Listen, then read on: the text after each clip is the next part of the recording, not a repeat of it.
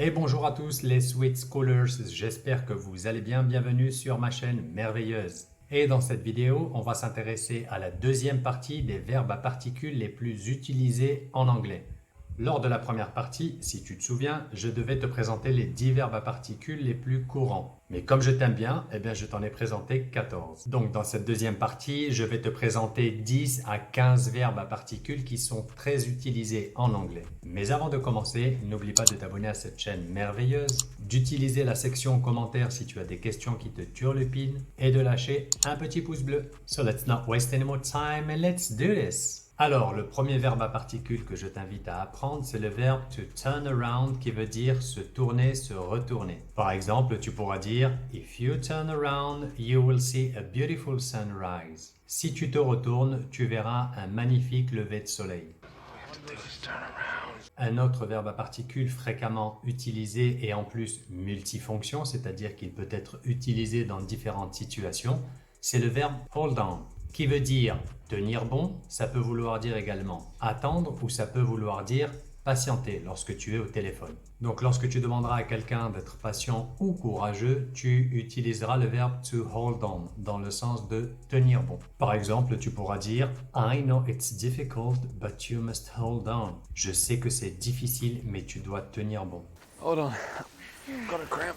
Tu vas également utiliser hold on lorsque tu as une conversation téléphonique et que tu demandes à ton interlocuteur de patienter. Tu diras par exemple hold on a second please. Attendez une seconde, patientez une seconde. Par exemple, on appelle et on te dit Can I talk to Jessica?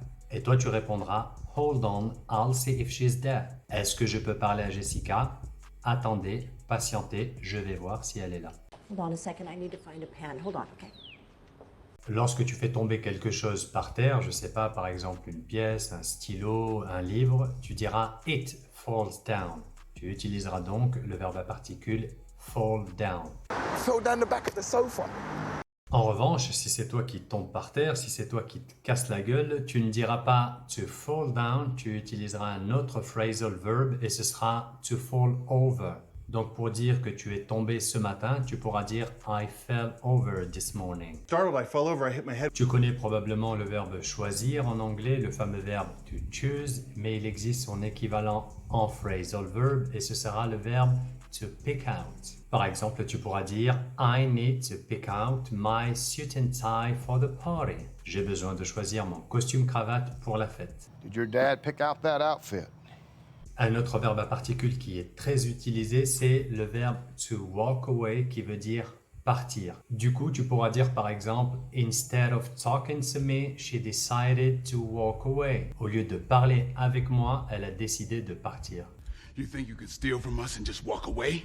Tu connais probablement le verbe dormir, le verbe to sleep, mais est-ce que tu sais dire s'endormir? Eh bien, pour ce verbe, ce sera un verbe à particules et c'est to fall asleep. I fell asleep during the movie. Je me suis endormi pendant le film.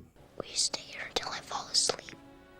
Lorsque tu veux brancher un appareil électrique, par exemple ton chargeur pour recharger ton téléphone, tu auras besoin d'un phrasal verb en anglais pour exprimer cette idée-là. Et le phrasal verb en question, ce sera to plug in. I need to plug my phone in. J'ai besoin de brancher mon téléphone. Plug the phone and charge it. Deux autres verbes à particules que tu dois absolument connaître. En plus, ils fonctionnent en paire.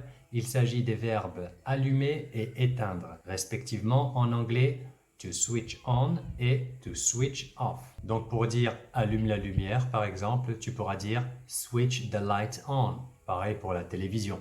Switch the television on. You have to switch it on at the base. Et pour demander d'éteindre la lumière, tu diras switch the light off. Switch it off, he ain't coming. Un des verbes à particules les plus connus, il s'agit du verbe abandonner qui se traduit en anglais par to give up. Never give up. N'abandonne jamais. Ensuite, un verbe à particules qui est utile pour la plupart des enfants et même les adolescents, il s'agit du verbe ranger qui se traduit en anglais par to put away. She needs to put away her toys. Elle a besoin de ranger ses jouets. You ready to put away your toys and grow up? Tu connais le verbe give qui veut dire donner et je crois qu'il est intéressant d'apprendre le verbe rendre qui se traduira par to give back. Là aussi, c'est un verbe à particules. Did you give me back the book? Est-ce que tu m'as rendu le livre? You're gonna give back to the earth what you take from it, and you don't burn the forest down. Donc voilà, je pourrais continuer comme ça pendant longtemps, mais l'essentiel, tu l'auras compris, c'est qu'il ne faut pas négliger les verbes à particules. Ils sont super importants si tu veux progresser en anglais. Don't you ever forget it.